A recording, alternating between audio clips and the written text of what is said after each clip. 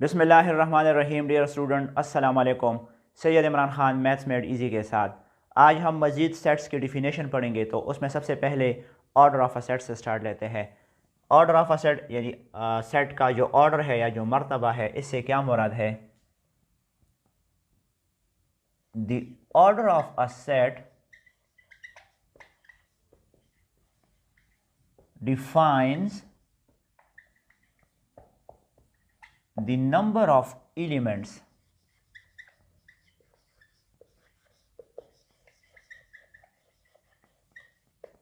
in a set। Order of a set क्या है? ये मतलब डिफाइन करता है कि किसी सेट में एलिमेंट्स की तादाद कितनी है। ठीक है। It describes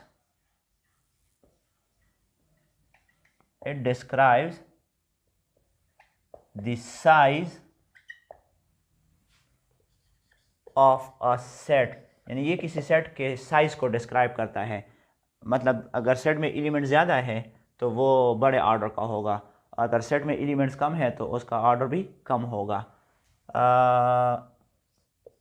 it is also known cardinality, यानी इसको कार्डिनैलिटी भी कहते हैं, यानी order of a set is also known as cardinality. इसके बाद फिनिट सेट है और इनफिनिट सेट है। तो यहाँ पर भी ऑर्डर ऑफ अ सेट में मैं फिनिट सेट और इनफिनिट सेट का हवाला दूंगा। If a set is finite then it will be of finite order। अगर कोई सेट फिनिट है तो उसका ऑर्डर भी फिनिट होगा। And if a set is infinite then it will be of infinite order। अगर कोई सेट फिनिट है तो उसका ऑर्डर भी फिनिट होगा, और अगर कोई सेट इनफिनिट है तो उसका ऑर्डर भी इनफिनिट होगा। अब फिनिट और इनफिनिट सेट क्या है तो उसकी डिफिनेशन भी करते हैं। फिनिट सेट से स्टार्ट लेते हैं, जिसको उर्दू में मुतनाही सेट कहते हैं। अगर आपके पास कोई एक सेट है और जिसमें एलिमेंट्स की जो तादाद है वो डेफिनेट है तो उसको फिनिट सेट कहते हैं। If the number of elements if the number of elements in a set are definite, then it will called finite set। इसको मुतनाही सेट क्या हम कहते हैं। then it will called finite set, right. अगर किसी set में एलिमेंट्स जो है वो डेफिनेट है तो उसको फिनिट सेट कहते हैं। एग्जांपल लेते हैं। मिसाल में हम लेते हैं एक set A, the set of first 5 natural numbers, पहले 5 कुदरती आदाद का सेट। तो ये फिनिट सेट है। क्यों फिनिट सेट है? क्योंकि इनकी एलिमेंट्स डेफिनेट है। पहले 5 कुदरती आदाद या नेचुरल नंबर्स कौन कौन से हैं? 1 2 3 4 एंड 5। चूँकि इनकी एलिमेंट्स डेफिनेट है, मालूम है, तो ये फिनिट सेट कहलाता है। और इसके अलावा एक और मिसाल भी लेते हैं। b is equal to the set of whole numbers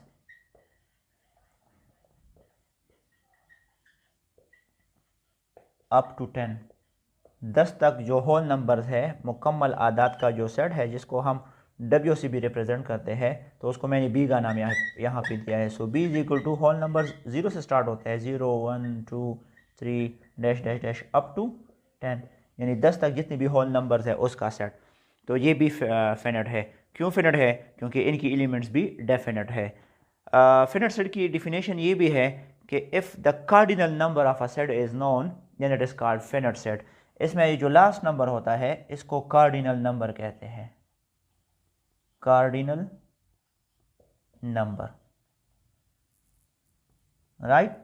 चूंकि इस सेट बी का कार्डिनल नंबर 10 मतलब मालूम है, तो ये फिनिट सेट है।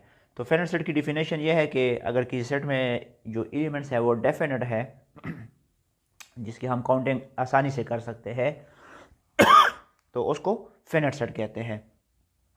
इसके बाद जो इनफिनिट सेट है उसकी डिफिनेशन भी लिखते हैं।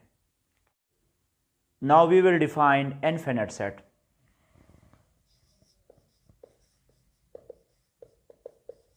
इसको लामुतनाही या गैर मुतनाही सेट भी कहते हैं। If a set is not finite, if a set is not finite, then it will be an infinite set। अगर कोई सेट फिनिट नहीं है तो फिर वो इनफिनिट सेट होगा, ठीक है। यानी एक ऐसा सेट जिसका कार्डिनल नंबर मालूम ना हो उसको इनफिनिट सेट भी कहते हैं। या if the elements of a set are not definite then it is called an infinite set. मिसाल लेते हैं, A is equal to the set of positive integers। Positive integers का जो सेट है ये इनफिनिट है। क्यों? क्योंकि a इज इक्वल टू, यहाँ पे पॉजिटिव इंटीजर्स 1 से शुरू होते हैं, तो 1 2 3 4 5 dash dash dash and so on. ये चूँकि इसका कार्डिनल नंबर हमें मालूम नहीं है, यानी इसका जो फाइनल नंबर यहाँ पे बनता है ये अननोन है, पता नहीं है कि वो क्या है, और ये 1 2 3 4 5 आगे कंटिन्यू है, तो ये इनफिनिट सेट है, ठीक है। इनकी एलिमेंट डेफिनेट नहीं है। इसी तरह b is equal to the set of prime numbers. Prime numbers का जो सेट है ये भी इनफिनिट है, क्योंकि इनकी एलिमेंट्स 2 से स्टार्ट हो, 2 3 5 7 11 13 17 डैश डैश डैश, ठीक है। चूँकि इसका भी कार्डिनल नंबर हमें मालूम नहीं है, और यानी इनकी एलिमेंट जो है वो इनडेफिनेट है, डेफिनेट नहीं है, तो ये भी इनफिनिट सेट कहलाता है, ठीक है। तो ये इनफिनिट सेट की डिफिनीशन हो गई। इसके बाद सुपर सेट है, जिसको उर्दू में क़ुव्वत सेट कहते हैं। सुपर सेट क्या होता है? If a and b are any two sets such that, यानी अगर हमारे पास a और b कोई से दो सेट है और ये दो सेट a से है, such that a is a subset of b, यानी a b का सबसेट हो, यानी a के तमाम अरकान b में मौजूद हो, and all the elements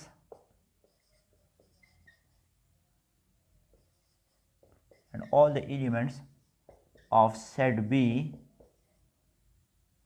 are contained in set A या exist in set A। अगर A B का सबसेट हो और B के तमाम अरकान and all the elements of set B, यानी B के तमाम अरकान अगर सेट A में मौजूद हो and all the elements of set B are contained in set A, then A is called a superset of B। इसको मैथमेटिकली हम डिनोट करते हैं A superset of B। यानी अगर A और B आपके पास कोई से दो सेट्स हो और A के तमाम अरकान B में मौजूद हो और B के तमाम अरकान A में मौजूद हो, यानी अगर A B का सबसेट है और B के तमाम अरकान पर A में मौजूद हो, तो A सुपरसेट कहलाता है।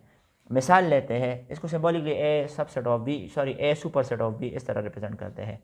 इसको हम यूँ रीड करते हैं, A is a superset of B, A B का सुपरसेट है। मिसाल लेते हैं, if A is equal to 1 2 3 4 and B is equal to 1 2 3 4। अब यहाँ पे चेक करें, ए बी का सबसेट है क्योंकि ए के तमाम अरकान 1 2 3 4 सेट बी में मौजूद है 1 2 3 4, तो ए बी का सबसेट है। अब चूंकि बी के तमाम अरकान यानी 1 2 3 4 सेट ए में मौजूद है जो कि है 1 2 3 4, तो चूंकि बी के तमाम अरकान ए में मौजूद है तो ए सुपर सेट है बी का। तो इस हालत में हम इसको यू लिखेंगे, A is a super set of B because A is a subset of B and all the elements of set B are in set A, so A is called a superset of B। तो ये superset की definition है। इसके बाद disjoint sets क्या है तो उसकी definition भी पढ़ते हैं। So the definition of disjoint set is disjoint set। disjoint sets क्या होते हैं? two sets A and B are said to be disjoint sets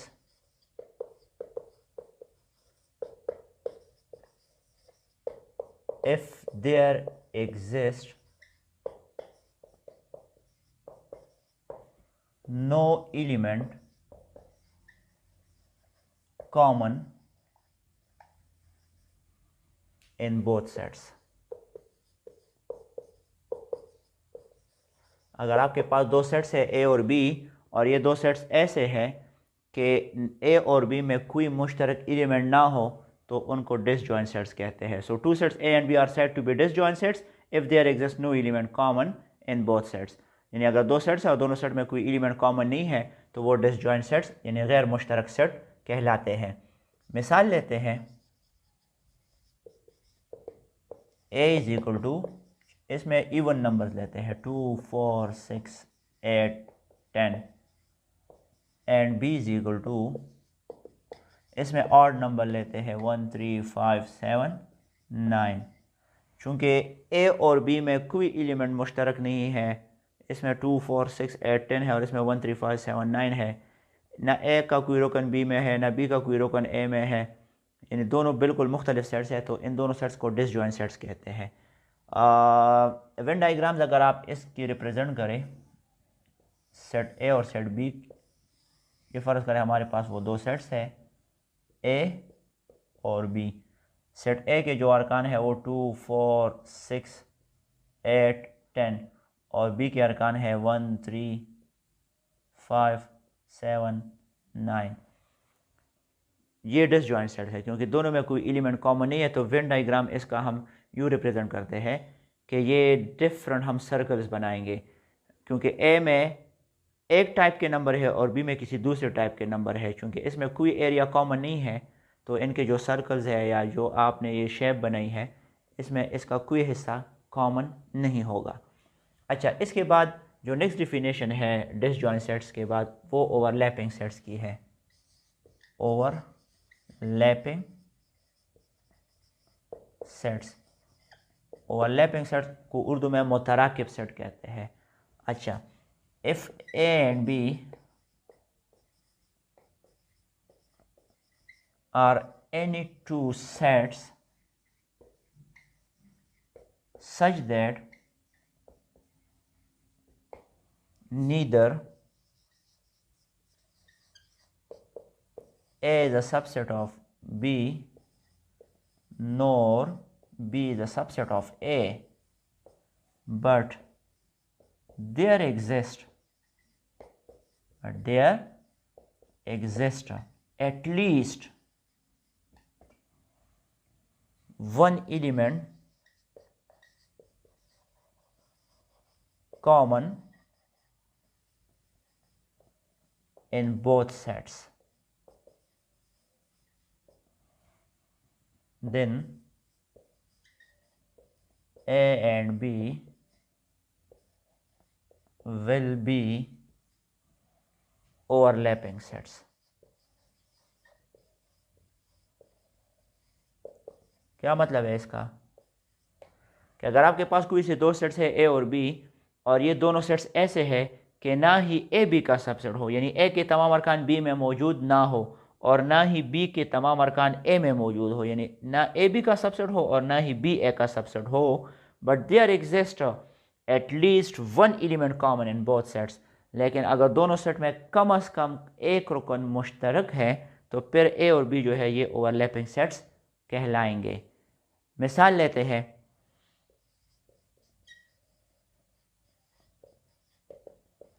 A is equal to 1 2 3 and B is equal to 3 4 5। अब आप check करें, A B का subset नहीं है क्योंकि ए के अरकान 1 और 2 जो है ये सेट बी में मौजूद नहीं है, और ना ही बी ए का सबसेट है क्योंकि बी के अरकान 4 5 जो है वो सेट ए में मौजूद नहीं है। तो ना ही ए बी का सबसेट है और ना ही बी ए का सबसेट है, लेकिन दोनों में एक रुकन 3 यहाँ पे कॉमन है।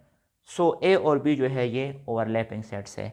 इसी तरह C is equal to 1 2 3 4 and B is equal to 3 4 5 6, ये भी ओवरलैपिंग सेट्स है। सी और ये डी कर दे, चलो सी और डी जो है ये भी ओवरलैपिंग सेट्स है क्योंकि सी डी का सबसेट नहीं है। सी में 1 2 एलिमेंट्स जो है वो इस डी सेट में नहीं है, और डी में जो 5 6 एलिमेंट है वो इस सेट में नहीं है। तो ना ही सी डी का सबसेट है और ना ही डी सी का सबसेट है, लेकिन दोनों में एक एलिमेंट का मुश्तरक होना कम अज़ कम ज़रूरी है। तो यहाँ पे 3 इन दोनों सेट में कॉमन है, इसके अलावा 4 भी कॉमन है।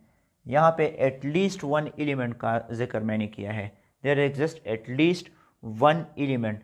एक एलिमेंट भी हो सकता है, एक से ज़्यादा भी हो सकते हैं, लेकिन कम अज़ कम जो उसके लिए कंडीशन है, लीस्ट कंडीशन, वो ये है कि कम अज़ कम दोनों सेट में एक एलिमेंट कॉमन हो। एक से ज़्यादा भी हो सकते हैं, लेकिन पहला सेट दूसरे का सबसेट ना हो और दूसरा सेट पहले सेट का सबसेट ना हो तो फिर ये ओवरलैपिंग सेट्स यानी मुतराकिब सेट्स कहलाते हैं।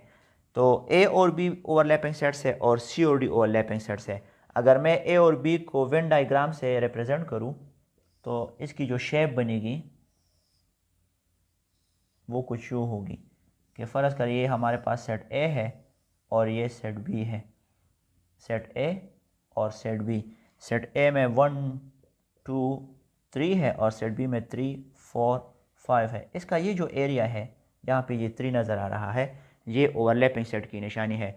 तो जब भी आप ओवरलैपिंग सेट के लिए वेन डायग्राम्स बनाएंगे तो उसमें इसका ये कुछ हिस्सा जो है ये मुश्तरक होगा।